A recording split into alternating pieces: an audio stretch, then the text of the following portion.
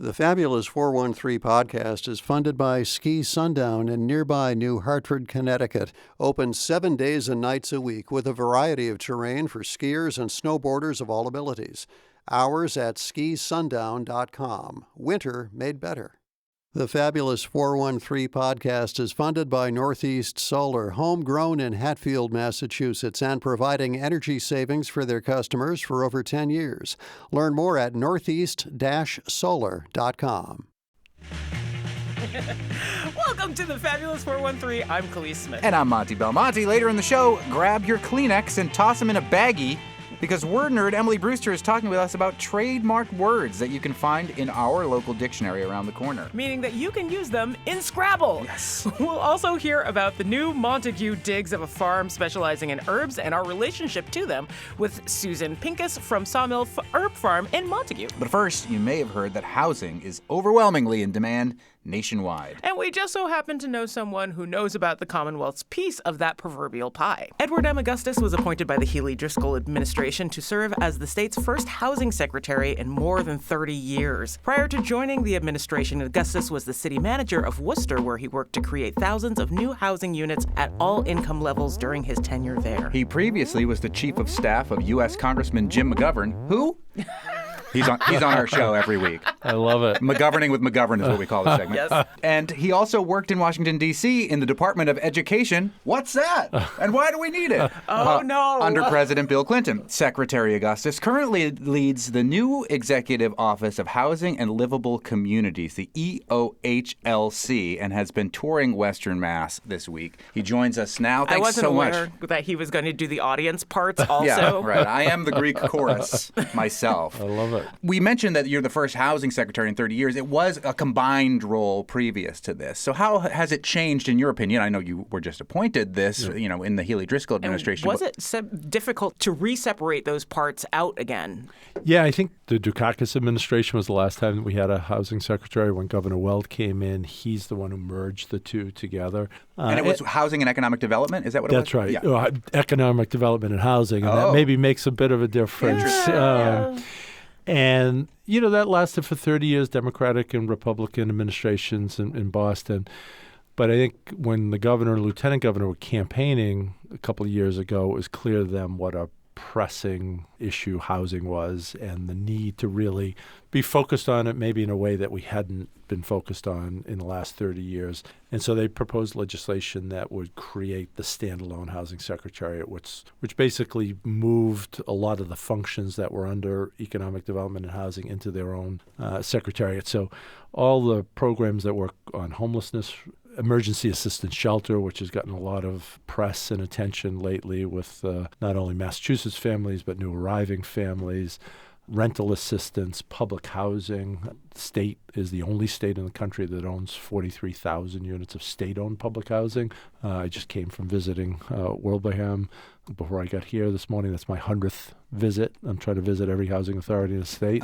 So I'm going to treat myself to a Friendly's ice cream after. It's very Western Mass thing to do. Exactly. Yeah. Celebrating my 100th. Don't watch the Saturday Night Live about the Friendly sketch from last Saturday. It was over the top. I haven't been to a Friendly's since I was a kid. I know. I didn't even know Friendly's was still in business. What are you, an idiot? They still have 100 locations throughout the East Coast. Please don't call me an idiot. Oh, I missed it. I thought it was hilarious. It was hilarious, but I was glad to see Springfield represented. It got crazy. The blood of Lamashtu awakens Molaram. Kalima! Kalima Shakti De!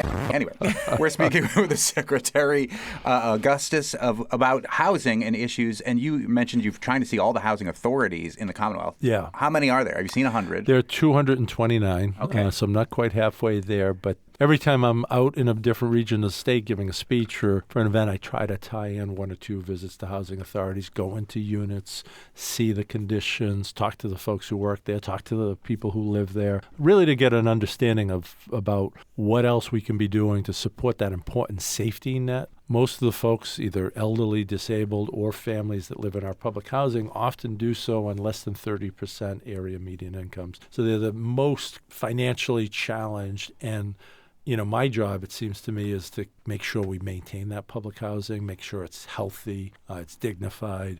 But we can't lose those 43,000 units. In the 43,000 units, 70,000 people live. So you can imagine in this housing market, if those folks with those low incomes had to go out and find an appropriate unit across Massachusetts, how difficult that would be. So that's job one, is making sure we save that public housing and improve it. And the Affordable Homes Act, which the governor signed last August, goes a long way to doing just that.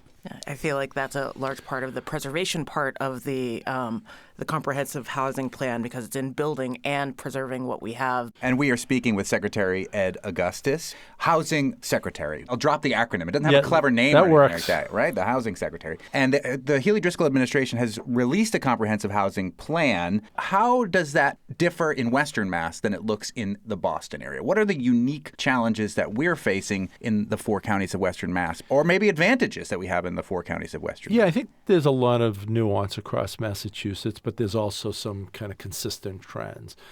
The very consistent trend is we don't have enough housing. And people might say, well, geez, the population isn't growing as fast as it has in other periods in our history. Why do we need so much more housing? Part of that answer is people are living differently than they did before. A lot of families that might have been intact now are 2 households. We've got a lot more folks who are single, folks who are not starting families.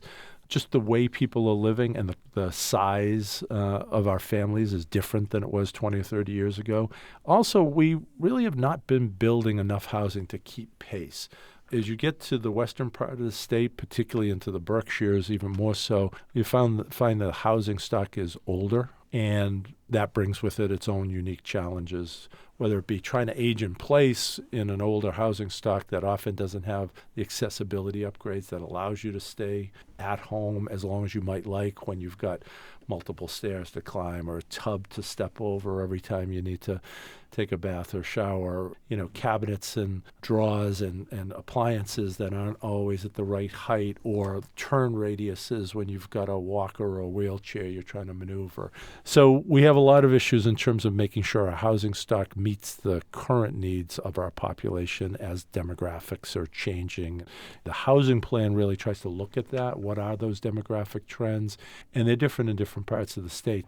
We're seeing a lot of pushback from some communities because they don't want multifamily housing near transit, which is really good policy. When you put housing more dense close to public transportation options, that's smart planning. That's good for the environment. That's good for the quality of life when somebody can walk to a commuter rail or to a bus stop versus having to spend hours driving. And so we're trying to make sure that our housing policies and our other policies are more aligned so that we're accomplishing multiple goals at the same time.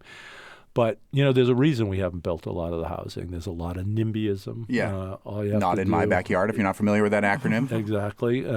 Anytime you see a new proposal, particularly if it's for, we see more pushback for families than we do seniors, because people sometimes fear that children are going to create more demand on schools, which means that taxes are going to have to go up because you're going to have to build more schools. The truth is most of our school districts are shrinking in terms of student enrollment because of the change in the size of our families than 20 or 30 or 40 years ago. And so in many cases, if you added families in your community, you'd actually be preserving the state funding that you get, because that's very much driven by student enrollment. Right. And yet that is not what the conversations and the debates often are around more housing in communities. So we think we need a lot more, light and maybe a little less heat around housing debates. And the state housing plan is an effort to provide data and facts. But I think if you're going to get good policies and good outcomes, you need to use facts and data, and we're trying to help provide that with the housing report. We're speaking with Secretary Ed Augustus from the Executive Office of Housing and Livable Communities. There's one Western Mass project, the Merrick Park Apartments in Springfield, but I'm curious if further down the road the housing department is looking at projects that are close to where the East-West Rail is proposed to run through. Yes, typically projects come from the community, so between the local city or town government and developers, and then they bring the projects to us and we look at them to provide funding and subsidies that support the project. We do try to prioritize projects that are close to transit for all the reasons we talked about earlier. So we're always interested in projects that not only advance our housing goals, but also our climate goals. Particularly one of the areas we're interested in is helping support cities and towns that have commercial space that is no longer being used for that purpose. We see malls have really atrophied over the last 20 years. Sometimes those could be repurposed to create more housing options. Office buildings. I know in Worcester, we had our downtown that had a lot of Class C office space that was never going to, the market wasn't there to turn it into Class A office space. They were often historic buildings. They were part of intact blocks, which you never want to break up or tear down.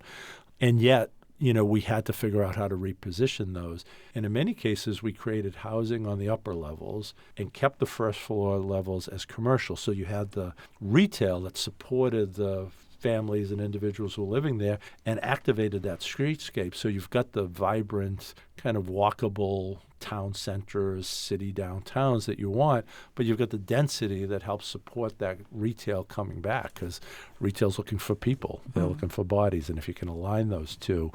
And so I think there's a lot of opportunity. We're speaking with Secretary Ed Augustus, who has been on tour of Western Massachusetts, taking a look at affordable housing in the area. One of the great ironies, I think, for more progressively minded people is that blue states are often the most expensive states to live in. Massachusetts, the Healy Driscoll administration, is a Democratic administration. They have made affordable housing a priority, as evidenced by the fact that they have cobbled together your secretarial position apart from just economic development and housing. They've created the Affordable Homes Act, $5 billion. As Khalees mentioned, there was $158 million for several projects, one of which included Springfield. We, in the western part of the state, seem to have lots of space compared to places in the Boston area, which is much more congested. And one of the things that I know that you've been advocating for are affordable dwelling units. Ados. Much ado about nothing. Much ado about housing. A part of the solution here, and it seems like, again, in a blue state, relying on the better angels, saying environmental reasons are sometimes cited as why these ADUs or other types of developments can't be put in there. They're trying to protect the environment, and yet we've got as big a housing crisis as anywhere else in the country. Is ADUs, are these small housing units, these tiny homes, or however they're going to be configured, part of the solution or the solution themselves? I think they're part of the solution. We, in the Affordable Homes Act, the $5.3 billion you talked about, there were also 50 policy changes, one of which was allowing what they call as of right. So if you own a home and you have the space to build up to 900 square feet, they used to be called in-law apartments, because often you'd have an in-law that lived there. But who wants to associate them with that? Well, we won't require it be an in-law. But, you could add on sometimes to the back of the house. Sometimes it's an attic that can be converted a basement, sometimes above a garage or an old barn that might be on the property. But you create another unit. We see it as working in multiple ways of creating new units, gently adding density across the state. It's homeowners deciding on their own whether they want to do this. We estimate 8,000 to 10,000 units can be created in the first 5 years at no cost to the state. Again, because they'd be homeowners doing it. They could be making money off of it themselves. Yeah. And I hear a lot from particularly seniors. Maybe they live in a big house. Their spouse has passed away. The kids are grown up. They want to stay in Springfield, or they want to stay in Hadley, or they want to stay in Northfield, wherever it may be. That's their town. Everything they care about is there, but there's nowhere to downsize to. Creating these ADUs can provide that smaller space, more affordable, can be designed so it's accessible. And then they sell that house to a family that's growing, that needs the 3 bedrooms and the big yard that no longer is needed by that senior living by themselves. So it creates a movement in the housing space that, because of the interest rates and other factors, we haven't been seeing quite as much as we had previously. Are there any through lines that you've seen in the state housing units that you've toured so far? Like, are there things that seem to be a commonality amongst the units that you've seen? Yeah, it's funny that you could see the spurts of time. It's almost like an archaeological kind of exercise. You had one big spurt of housing that was built for returning World War II veterans, very similarly designed buildings.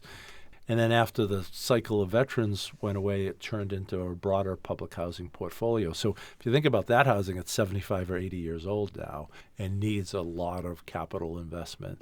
And then there was another spurt in the 70s and 80s, particularly the Dukakis administration did a lot of building of public housing, but even that is now in the 50, 60-year range and isn't always built accessible. If you think about like a 2-story building, if we want you to age in place and you're living on the second floor, no elevator, couple sets of stairs to get up to your unit, and then the laundries are usually in a separate building somewhere on the complex. So if you're 85 years old and it's snowing out and you've got to do your laundry, you've got to go down those stairs, go across the campus to the building, do your laundry, and lug it all the way back. It really wasn't designed in a way that kind of meets the needs of the population that are using those units. So it's not practical always to tear down and build new. We don't have the resources, but can we take out the tub and put a shower in?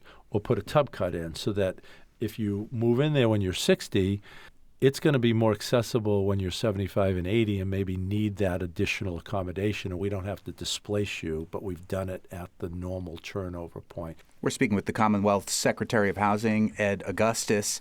We have had a lot of debate over the last year or so about the Massachusetts right to shelter system. There are some in the legislature saying, should we continue to be a right to shelter state? Meanwhile, the shelter system got a temporary budget increase through the current fiscal year of over $476 million. It feels in some ways like it will ameliorate some of the problems. But what is the plan for a sustainable shelter system if Massachusetts is to remain a right to shelter state? First, I'd say I'm proud to live in a state that doesn't let children and pregnant moms live unsheltered. We're the only state in the country that makes that promise to that vulnerable population that if you become homeless, we will shelter you. The system, though, has seen unprecedented demands on it. It typically would hover between 3,000 and 4,000 families in a given year. We were on track to hit close to 15,000 families had we not made some of the changes, which would have been, unsustainable not only financially but just operationally. We were seeing almost 1,000 families a month at the height of it needing shelter. What caused that huge increase? I think it was a combination of things. About half the folks in the emergency assistance shelter system are longtime Massachusetts families who are impacted by the housing crisis, the cost of housing, the inability, to meet the rents that are being demanded by the marketplace right now. The other half of the families were new arrivals. We had folks particularly from Haiti, but also significant numbers from Venezuela who were fleeing failed governments and violence and deprivation, and they were doing what probably any family listening to us now would do if their family was threatened with death or violence. They would run to a safe place, and that's what these families did. These families are motivated to work. They want the opportunity to work and provide for themselves, and I'm proud to say that many of those families now are working. We worked with them to get work authorizations, to connect them with jobs, sometimes connecting them with language services, and they're now filling important vacant kind of roles in businesses and industries that were desperate for workers. So to me, it's a win-win when we can kind of facilitate that. The volume is challenging, and we're now managing the system I think in a much different way and a much better way. So some of the changes that came with that, a supplemental appropriation that you talk about require, a 6-month length of stay. We had some families that were in the system for 2 or 3 years. That's too long to be in shelter. Shelter isn't meant to be a permanent home. It's meant to be brief, rare, non-reoccurring. The goal is to quickly move you to permanent safe housing. That's where the family wants to be. That's where the state wants them to be. And I think we've changed the dynamic now from the height of things where we were, bringing in 1,000 families a month and we were only putting 100 families out the other end to permanent housing because we were so focused on the front door. Now we're putting about 700 families out to permanent housing and bringing in smaller numbers of families. So it's more manageable. Last year we had 36,000 people go through that system. That's the equivalent of half the cities and towns in Massachusetts' entire population spread out in multiple locations around the state. I think we're in a different place than we were a few years ago or 18 months ago, making sure that it is much more brief, getting folks the support and the stabilization they need, and then getting them into a permanent unit. That's awesome. But I also feel like there should maybe be some sort of private and public sector partnership. If I'm working a full-time job and making like maybe $60K, I still can't pay $2,500 a month of rent in Northampton. Are there movements through your office to create more opportunities for private sector to kind of help ameliorate that? Yeah, we work with both the private sector and the not-for-profit sector. We work with a lot of CDCs. Those aren't centers for disease control. No. Community Development Community Corporation. Development Yes, corporations. And there's lots of them around the state, and they often are doing infill development. Maybe there's a vacant lot that can be turned into 4 or 5 units of housing. We'll often provide subsidies to create those units. And then they're usually affordability requirement, making sure that people of different income levels get the opportunity to live and provide the services that they do, working in whatever business or sector that they work in, which help the economy function in those areas. So we do work a lot with the private sector. We've got private developers who do a lot of the larger housing. And then there's the market rate stuff, which by and large kind of takes care of itself. We don't do a lot of subsidy of that, with the exception of a program we call, which is HDIP, and that's focused on gateway cities. Many of our gateway cities are looking to create some market rate units, particularly in their inner cities. Most healthy neighborhoods have mixed income neighborhoods. You don't want all the poor people live here and all the rich people live there. You want kind of mixed income neighborhoods, which tend to be more stable and create a better environment for all the families that live there. So there are factors that are outside our control as a state. We're seeing the full force of them right now with what's going on in Washington with the talk of tariffs. Most of the housing that's built in Massachusetts relies on wood that's imported from Canada, which now costs 25% more than it did 2 weeks ago. So that is working at odds to our efforts to build more housing and to build it faster. Adding cost just doesn't help. Never mind interest rates, which we thought were maybe going to be coming down this year and now don't look like they're going to be coming down this year. And then the last thing I would say is uncertainty. So when you have private developers, they're attracting equity. They're attracting investment to actually help provide the capital to build a lot of these units. Equity doesn't like uncertainty. And in this environment, it's hard to guarantee that you're going to be able to keep within the cost structure given how quickly things are changing with all these variables that we just talked about. So we've got some strong headwinds that are coming from Washington that should be our partners, but right now feel like they're adding some complications to what we're trying to do here on the ground. Because this housing crisis, it's a lot more expensive to have somebody be homeless than it is to keep them housed. The impact on their health, the impact on the community, the impact on the kids who are out of school or missing school or disruptions. It is not cheaper to have people unhoused or, unstably housed. And lots of folks who are not out on the street are couch surfing. They go in between friends and families for, 3 or 4 nights at a time. And so they're just one argument, one problem away from being homeless. And so that's why we've got a sense of urgency about building more units and preserving the units that we have. Secretary Augustus from the Executive Office of Housing and Livable Communities. Is there one example in Western Mass that you've seen in your time coming through here, something that inspires you, that this housing authority, this city, this community development corporation is doing this innovative thing that if we only did a little bit more of this, it could go a long way in helping out the housing crisis that we're facing here in Massachusetts? I've seen a lot of great things out here. I think, I could pick any one. Maybe one that jumps out at me is in Northampton. With a CDC that took an old nursing home. We've got nursing homes that have been closing all across the state for the last few years. This was one that had been closed for a long period of time. It was kind of an eyesore for the neighborhood. It was just a boarded-up building. And we put a lot of subsidy into the CDC that's creating, forget the number of units, but a significant number of units, all of which is going to be restricted at various levels of affordability. And it's a win-win. We're getting a lot of green units, so very low in terms of carbon emissions. We're creating homes. We're taking a vacant building that was an eyesore and turning it into a positive for the neighborhood. It's going to pay taxes to the local community, and it's going to provide much-needed housing for folks who need it that is affordable. So I see those kind of things.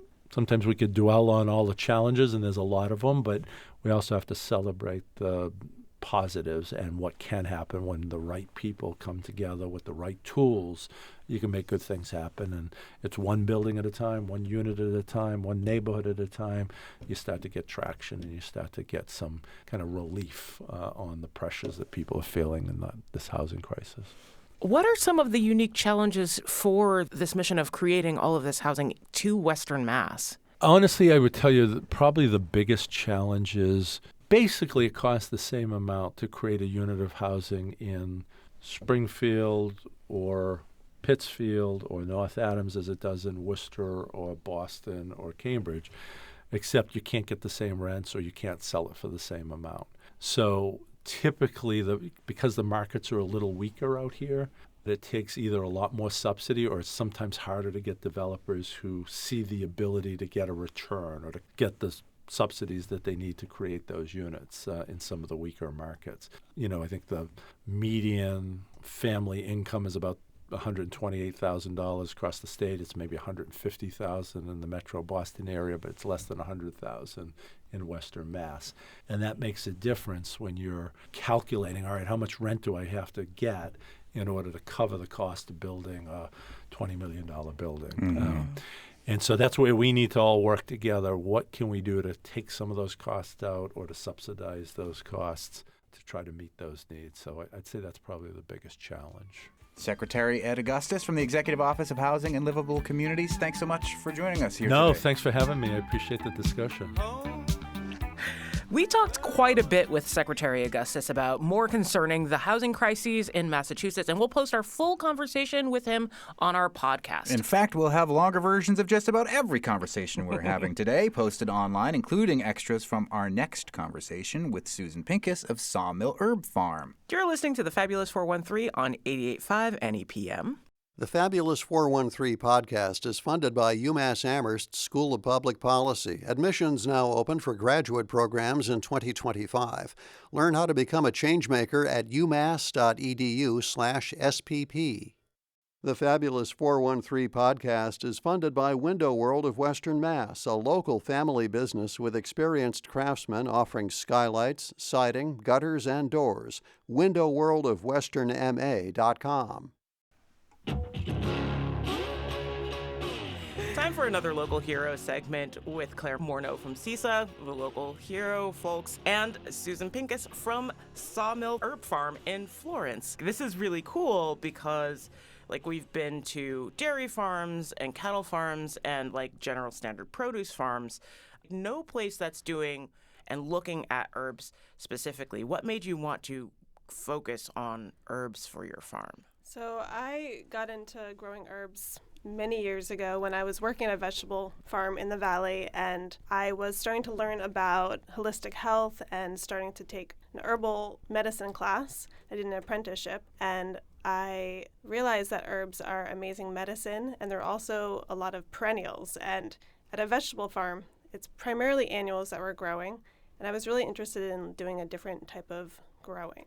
And perennials are a whole different system, really. Instead of starting something from seed every year and harvesting at the end of the year, you keep the perennial alive for years and years at a time. So I just got kind of entranced by them and excited to grow something new and different, and kept going. And I started with a few herbs, and then I learned about those. Started with the culinary herbs, the ones that we were growing already at the vegetable farm, branched out into more and more obscure herbs and things that I just got excited to use personally. From there, it just kind of took off. You mentioned you're focusing on perennials. What does that do to the soil when you're not necessarily turning over all of your crops every year and everything's kind of staying where it is?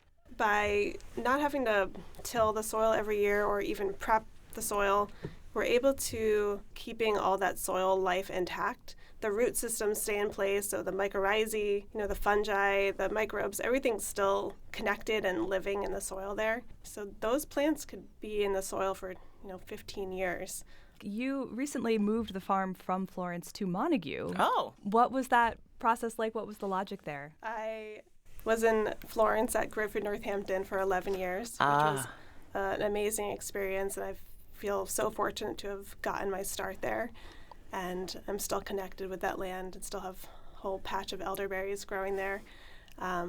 But about 3 or 4 years ago, I was invited to be on this piece of land in Montague called Brooks Bend Farm, owned by Suzanne Weber and Al Miller. They invited me to come up and have a conversation about stewarding and helping be the anchor farm for that land. And this is a land that has so many enterprises on it, including Wolf Tree, which is a nature connection program for adults and children that my partner worked at for years. And there's all sorts it's a very vibrant place. And the farm owners were looking to transition into something else. And they needed someone who could really steward the farm land. So I currently lease 20 acres that's pasture and crop field. My partner raises sheep, cows, and sometimes chickens, sometimes pigs, and I brought my whole business up there. Felt like I needed a place where I could live and work, raise my family, and set up more of a farmstead. And I was really, really fortunate to be able to do that, and it feels great. And through that, I was able to also renovate the existing barn on site through a grant and through donations. And that barn is a hub now for my business that I never had before. I was always under pop-up tents or sagging shade cloths and so many. It was just, and I loved the land in Florence, but I didn't really have a great permanent infrastructure in place.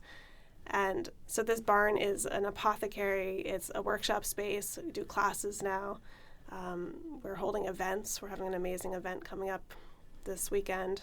And we had one a couple of days ago with a storyteller came, and we had 50 people listening. So it's basically a hub for the community that I can help hold and bring people together.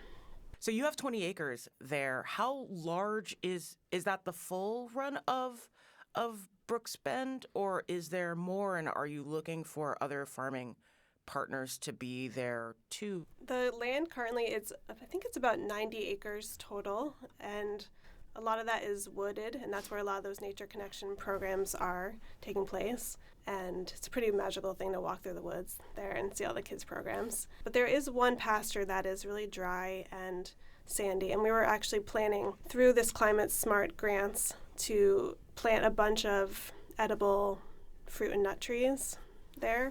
We're still hoping to do that. Of course, the funding for that is not happening right now. Yeah, I can speak to that grant opportunity a little more. Please. So that is a federal funding stream that has been frozen by the Trump administration. It's the Climate Smart Commodities Grant Program. And CISA was part of a large regional cohort of organizations that were supporting farm businesses throughout the Northeast in planning for and then implementing climate smart practices, some of which are of the sort that Susan just mentioned, which are about looking ahead to what types of crops might be viable in a changed climate. Some of the practices that were going to be supported by that grant were much more survival-based, like thinking about how you're managing erosion or other things that are a direct result of climate change threats. CISA has been working with a number of farms, along with other partners around the region. If the Trump administration hadn't frozen it, there would be up to $45,000 available just in the first year of this 5-year grant per farm. So, we are hearing a lot at CISA about other grant programs that are reimbursement-based, so farms are not seeing the reimbursements they've been promised come in, and that is a direct financial hit to those farms, and that is very troubling. Farmers have put all of this thought and planning energy and time and hope into this project, and it's really just a huge missed opportunity for farms that are trying to figure out, how do we adapt? How do we make our businesses more resilient? How do we make our ecosystems more resilient? And now none of the funding for that is going to be coming through. At least that's the way it appears right now. And given the Trump administration's apparent commitment to undermining climate protections, it seems very unlikely that that funding will return. So just one of the many impacts of the Trump administration's funding freezes and attacks on programs that support specific efforts that are in the category of climate change or other things that they're opposed to supporting. It's hard to reserve money for something you're not allowed to have language for. Yes. Yeah. What is something that is more difficult about growing herbs as opposed to standard produce? Originally, when I was first started getting into it, I couldn't find very much information about how to grow herbs well. What sort of yields could I expect? What sort of nutrients would I need to add? That sort of thing. I think the reality is they're not harder at all. I don't think there's any challenges. They're more wild than the domestic vegetables, Vegetables are kind of coddled, and herbs often they are actually weeds out in the wild, and if you go for a walk you might see some growing in the woods or on the edges. They actually tend to want to grow, and they will even, maybe a challenge should say, is that they will take over your garden potentially. And some of those really lovely medicinals, like I mentioned mugwort or burdock, they will lovingly and happily take every little piece of soil you have and grow. But really, they are very easy to incorporate into a garden. You brought up the CSA, and I want you to talk a little bit more about it, because I think having an herb CSA is not something that people think about very often. In fact, I think spices and herbs, just in general, where foodways are concerned, people tend to ignore. They worry about the foodstuffs themselves, but not how it's going to taste when it gets to you. Can you talk a little bit about your herb CSA? The first thing I thought of wanting to do when I started the farm, mostly because when I was studying herbal medicine, I wanted to find the plants that I was learning about to make medicine with, to play with, and I really, other than growing them myself, I wasn't really finding them accessible, fresh. And there's something about fresh that fresh plants are super vibrant. They have the aromatics intact. And there's something about the life force that's much more apparent when you're with a fresh plant, whether it's cut or you're out in the garden. So the fresh herb CSA, it's a mix of culinary and medicinal plants. And some, like I had said, you can incorporate into your cooking, like parsley and shiso, delicious. But I really wanted to bring other plants into people's lives. And often members of the CSA are their parents who are making medicine for their family, maybe product makers who are making it for their community. Sometimes they're just home cooks who like to experiment, or bartenders who want to make interesting drinks. Started during the pandemic shipping the fresh herb shares with ice packs, and that's been really popular because it can reach people who aren't able to get to any of our pickup sites. Do you have people come to you who are less familiar with herbal medicine and looking to learn? How do you talk to those folks? How do you support them? Yes, we definitely do. And there's a renaissance right now where people are really drawn to something that they can feel that aliveness and that vibrancy, drawn to something that they want to feel good, or recognizing that there's ways in which we are disconnected from plants, disconnected from nature, and there's something about herbs that can help bring them into connection with something. We sell seedlings, we do the fresh herbs, dried herbs and tea blends, but we also do classes. And for years I offered an internship program at the farm, and I had interns come all season long. And then the last 3 years I started the Somatic Herbalism Apprenticeship, which is a 7-month-long program where we meet once a month, and it really weaves together farming, gardening, herbal medicine, and then somatic practices into that. It's really bringing people to the farm. They come from all over. They open the door to their car, they step out, they breathe in the air, and I don't need to do anything. There's something I almost need to get out of the way. They see what's happening. They walk through the fields. They're breathing the air. Their nervous system slows down, calms down. Then we sit down together in a circle. We drink some tea that I've made. And then we kind of just drop into something together as a group. It's really my intention with this apprenticeship was to share what I've been able to learn over the past 13 years with this farm, and to bring people together, to be in connection on the land, to be together in person, to be with the plants in person, letting the plants be our guide, like what else emerges, what else might be available. Really the somatic piece, and it's all kind of woven in together, is allowing the plants to be our teachers, be in relationship with the plant as opposed to what is this plant going to do for me? And I approach this as a non-expert model where I'm not saying this is what this plant is going to do for you. This is what your body needs. I say, let's be in connection here. What are you noticing when you are drinking this tea? What are you noticing when you're sitting with this plant? See what comes to you. And then we'll sit and we'll talk around about the properties of the plant, and we'll make medicine together. And we'll talk about how, I've learned how to grow it. It's been a very powerful couple years of this apprenticeship. We're going to be offering it again, and it'll start in April. And we have a couple of spots left. So I would welcome anyone to come join. I feel calmer just having heard that description. I feel like my heart rate dropped a little, in a good way. But we've been talking with Susan Pincus from Sawmill Herb Farm in Montague and Claire Morneau from CISA, the Buy Local Food people. If you want more information on this farm or any of the others that are part of their network, check out buylocalfood.org. Thank you so much for joining us today. Thank you. Sorry for the lack of puns. That's Monty's job. Sawmill Herb Farm is doing a wicked cool thing this weekend with seeds and innovative new ways to do commerce. So check out their Instagram page or listen to the podcast for more information about that. And if you have any seed startup money for them, Oh, look Come on, at see? you. don't tempt See? me with a good time, Khalees. See, like I said, that's his job, Yes. not mine. My kids have spent an awful lot of time on that plot of land. I We know. love special place for us. Now the trademarks that now mark our language so indelibly are in the dictionary. We'll talk about that with senior editor at Merriam-Webster, our word nerd, Emily Brewster. You're listening to the Fabulous 413 on 88.5 NEPM. The Fabulous 413 podcast is funded by the UMass 5 College Credit Union, offering co-op advantage checking with cash back on all purchases, plus secure debit card controls, all from the UMass 5 mobile banking app. Insured by NCUA, umass5.coop. The Fabulous 413 podcast is funded by Ski Sundown in nearby New Hartford, Connecticut. Open 7 days and nights a week with a variety of terrain for skiers and snowboarders of all abilities. Hours at skisundown.com. Winter made better. Emily Brewster, resident wordster from Merriam-Webster, our dictionary in Springfield, Massachusetts. Merriam-Webster, a registered trademark of Merriam-Webster Incorporated? I don't know. But we're going to talk about trademarks and how some of them have made their way into our dictionary. Like Kleenex and Band-Aids. Yeah, you know, it's not infrequently that people contact Merriam-Webster and ask if they can get credit for a word that they have coined and that they want us to put into the dictionary. Like we can just, put their word snaboozle and in with it and like give them a little by so-and-so. And no, we can't do that.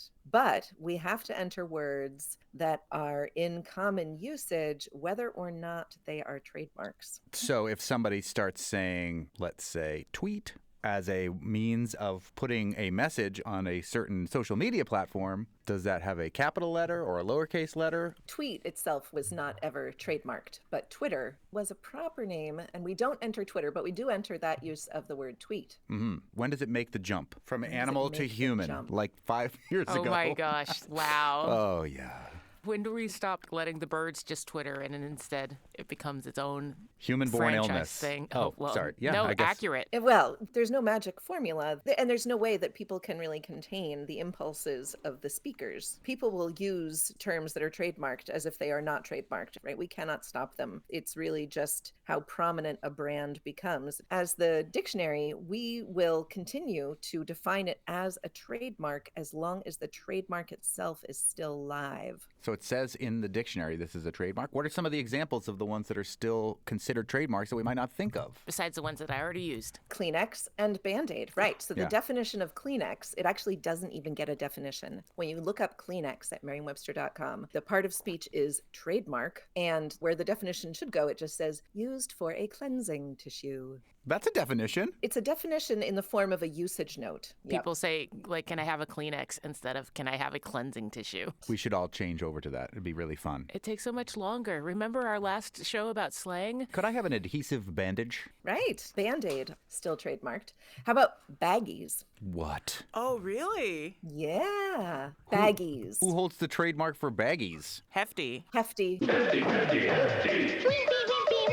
I know about the cinch sack, but baggies I didn't know was theirs. It's kind of surprising, right? It's interesting how companies will do what they can to protect their trademark. They actually don't like this generic use that we, the people, take and run with. It waters down their trademark because the trademark is, of course, valuable. Frisbees. Oh, really? But do you know why they are called Frisbees? Is it somebody's name? It was the name of a pie company. I do know somebody with the last name Frisbee, actually. That's so awesome. The name Frisbee, as in the pie company, and probably also most surnames, is Frisbie. Mm-hmm. But the plastic disc that people throw or toss is Frisbee. Because it's cuter. But Right. the story goes that these college students discovered, like after finishing up a pie, I picture them on a picnic eating just lots of pies. And when all the pies are consumed, they have these little metal tins and they start tossing them around, and there we have the birth of the Frisbee. And the original pie tin said Frisbee on it. It's worth noting Friday is Pie Day. NEPM will be celebrating Pie Day with our own pie contest. Reigning champ, Khalees Smith. Yeah, but I don't have an idea for really? one. Yeah. Yeah, I won last year. Yeah, you know what you should do? Put it in a Frisbee,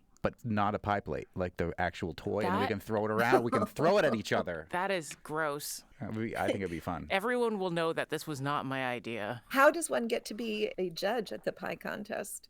We brought in some ringers last year, Yeah. like culinary professionals, I think, of some No. sort, weren't they? There was like another broadcaster and and a mathematician. Oh yeah, that's right. A mathematician. That made sense because of pie, right? Yeah, that's a good idea. That's just the idea. kind of nerdy there fun was- we have in the NEPM kitchen. There was a third person because you can't have ties. This one is still a trademark. Magic marker. Oh, yes. But I don't know anybody who still calls it that.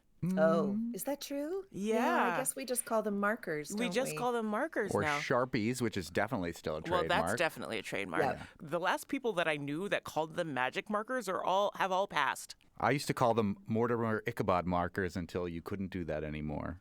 Really? Wow. If you're listening, I make guess- a giant contribution to NEPM today during the fund drive.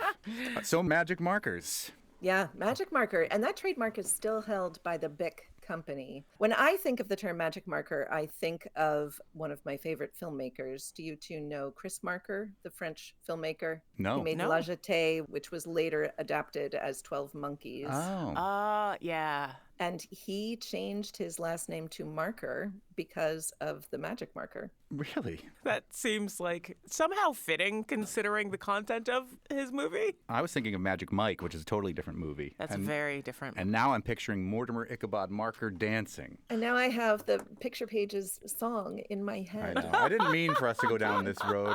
Time to get your crayons and your pencils. I can sing the whole thing. Mm. This one won't be a surprise, but you may not have thought about it in a while. The word crock-pot.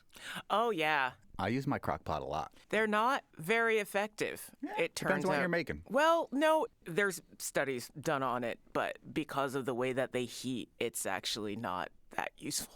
Works for me.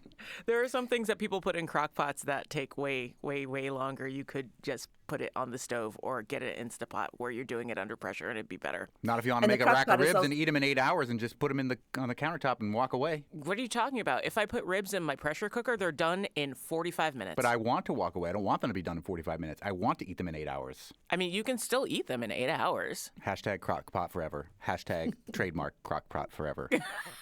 I mean, it is super good at keeping things at a good temperature. It's just not as great at cooking things. All right, here's a little quiz. Does crock-pot, the trademark, have a hyphen or not? Oh, My Mandela effect says that it does. I don't think it does. It does. It does.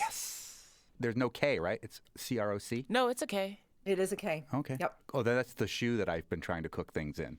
With What are all you, those- old Mother Hubbard? all those holes in it. Here's Yeah. something that I have heard about. Legos is something that we refer to as those tiny little things that you put together and can build But whatever. that is trademarked for sure. Yes, and that Lego wants you to call them Lego bricks, and Lego to be an adjective describing the bricks. But we all call them Legos. So is the trademarked word Legos as a noun in Merriam-Webster dictionary? But they were countered by General Mills, who wanted to use Lego for their Eggos. Lego my ego. I think that's spelled with 2 G's, though. It is. We have no entry for the term Lego because Lego always only refers to actual bricks made by the Lego company. We don't have enough print evidence of the knockoff Legos being referred to as, say, knockoff Legos. So the Merriam-Webster's dictionary is Legoless. We are Legoless. They're taking the hobbits to Isengard! We do, though, have Popsicle. Is that Oh. trademark? It is. Whoa! It's trademarked for flavored and colored water frozen on a stick. Who owns the trademark for? Does it say who owns Popsicle? It's Glinda from Wicked. Dearest, darlingest, Momsy, and Popsicle. No. So Unilever holds the trademark for Popsicle. They also own Good Humor. Yeah, that's what I was going to They own guess. everything. But it also explains why when you have ice cream on a stick, they don't call it popsicles, they call them ice cream treats. Khalees, this is the mark of every Bostonian. What do you call the ones that are made of chocolate? It's a fudge sickle. No, it's a fudgicle, not a fudge sickle. It's a fudge sickle. No. The trademark issue is also why you will try to do a craft that involves popsicle sticks but you don't buy popsicle sticks. Oh yeah, you have to buy like tongue depressor or they'll call them craft Yes, sticks. craft sticks. Craft Yes. sticks. Yeah. I thought Yeah. those were made of cheese. I love them. They are so much more depressing when you think of them as tongue depressors as opposed to popsicle sticks, though. If you have a tongue depressor in your mouth, something is wrong. But it does If you have explain a popsicle stick in your mouth, why you something get- is very right. I mean, it makes way more sense as a tongue depressor. You'd see them going into your pediatrician when young and going like, "Why do you have so many popsicle sticks in this jar? What Yeah. are those for?" Emphasis on the depressor once they put it in your mouth until you got strep throat. Like I just got a text message from my wife that my Atticus has both strep and flu. Fun. Wow. Literally in this real time. 'Tis the season. Will be nice to not see him during spring break. Oh hey. Poor Atticus. I know. You should buy him some popsicles. Oh, Yes. Good on the I'm sore gonna throat. do that on the way home. Yeah. All right, here's another one that's still a trademark. Adrenaline. How? I thought that was our body made that. Our body does make that. I hold the trademark to adrenaline. I mean, no. Def Leppard holds the trademark to adrenalize. They might. Isn't that one of their albums? I'm pretty sure. I don't remember. Here's the story. There are a bunch of researchers who are working independently on what we now commonly call adrenaline. At the same time, in the late 1800s, it's a hormone that's made in the body by the adrenal glands. Okay. Right? And that hormone can be used as a heart stimulant, as an anesthetic, as a muscle relaxant. In 1906, an English pharmacologist who also won the Nobel Prize, named Henry Dale, wanted to publish his research using the word adrenaline, which was used by physiologists generically in England. But then an American company had recently trademarked the name adrenaline with no E for medicinal use, and they objected to the name adrenaline with the E. And they requested that the name used by chemists, which was epinephrine, should be used as a generic name instead. Huh. Because epinephrine is something that now I think you can buy, right? If Well, yes and no. It's a part of asthma medications that you could get over the counter, like Primatene Mist. Oh. Was epinephrine. And it's just adrenaline, really? Under a different which name? is why there's massive warnings on it and why they've mostly gotten it off of the market, because people were taking it and having heart attacks. Yikes. Oh, yeah, epinephrine. According to the Cleveland Clinic, epinephrine, in parentheses, adrenaline. But adrenaline is still trademarked. Whoa. I wonder if epinephrine is. Epinephrine is not. No. Weird. But epinephrine is the basis for the trademarked, EpiPen is trademarked. Yep. Oh, yeah, okay. Emily Brewster, resident wordster from Merriam-Webster. Other trademarked words that we would never have remembered are trademark words? I've got one more. It sort of goes along with Pie Day. There should be a Bunt Cake Day. BUNDT. That's a trademark. The Bunt Company. The Bunt Company. Still an active trademark. Got those scalloped edges. Apparently Nordic Ware is the holder of the Bunt Cake trademark. So just remember, if you're going to be bringing a Bunt Cake to someone, that's a capital B. And in the dictionary with a capital B? Yeah. And all of these ones we mentioned in the dictionary with a capital letter? Yes. Even adrenaline.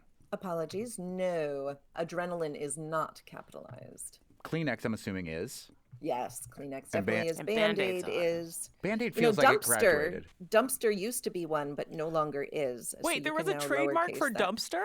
There's a trademark named Dumpster for Whoa. the Dumpster Brothers out of Knoxville, Tennessee. Wow. I'll be there shortly. Live the dream. The dumpster dream. Is that what comes after the dumpster fire? Yes. Well, thank you for this, Emily Brewster. It's interesting to see how if you wanted to get a word in the dictionary, maybe the best way to do it is to get a trademark of a product that becomes wildly successful. And then it will at least say in the dictionary that it was a trademark, even though it won't credit you. It seems funny that companies would be upset at people using the name of their product more unilaterally. Doesn't that just prove how ubiquitous their product is? I think you mean unilaterally. No, I don't. Capitalism. Who understands it? And then you capitalize the word in the dictionary. It all makes sense. If you've got a question for the Word Nerd, you can send it our way, thefab413@nepm.org. Yesterday, we were looking back on the 5-year declaration of the pandemic, and I asked listeners if they had something positive that came out of the pandemic. And we got an email from Charlotte Merriman from Williamsburg who said, Our grown kids have both ended up in Northern California, which limits how much we see them. That first COVID year, my husband and I felt it was too risky for us to fly, given that we were both over 60, so we flew them here instead. They planned to come for a couple of weeks and ended up staying for almost a month. It was our first summer at home together in many years, and we had a blast rediscovering our favorite Western Mass activities and trying some new ones. Charlotte continues, we did a lot of lake swimming, went on a lot of hikes and nature walks, went tubing in the Deerfield River, watched old family videos, played many spirited rounds of cornhole, and just generally enjoyed one another's company. I call it my pandemic gift. We all had such a good time that they've continued to come home for a week or two every summer since. This week marks the 5th anniversary of the beginning of the panty. Got something positive that came out of it? Email us at thefab413@nepm.org. And on the next Fabulous 413, we bring fiber art into the studio. Journey Stories, the quilts of Ejanetta Miller, is on display in Westfield, and we'll chat with the artist herself before you can take classes with her on her technique. The exhibit's being held by the organization Westfield on weekends, and we'll also hear from its president, Bob Plass, about the other activities they've got planned all over Whip City. And it's Thursday, so we'll be talking with U.S. Congressman Jim McGovern about whatever. Have a lot to say. I'm sure, but he'll answer whatever questions you may have. thefab413@nepm.org. Thanks to Tiara from Indian Orchard, John from Conway, Jennifer from Glastonbury, Ilya from Springfield, Deborah from Belchertown, James from Worthington, James from Springfield for supporting us this hour. You've still got time to support us if you go and call, as Emily Brewster says. No, this one. Oh, well. It's 800-639-8850. Although both numbers work, I'm Khalees Smith. I'm Monty Belmonte. We'll talk to you tomorrow on the Fabulous 413.